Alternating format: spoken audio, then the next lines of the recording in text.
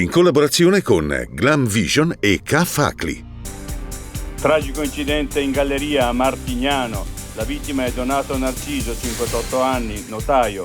È finito con la moto contro un'auto e ha perso la vita. Incidente anche a Trento, all'incrocio di via Torre Verde. 13 persone soccorse dal personale sanitario. L'impatto ha visto coinvolti 3 mezzi. 2 orsi trovati morti in Trentino tra Bresimo e Ronzone, la provincia. Un esemplare già recuperato e consegnato all'istituto zooprofilattico. Il crollo del ghiacciaio sulla Marmolada? Imprevedibile. Nei giorni precedenti nessun segno premonitore. Parla il consulente della Procura della Repubblica.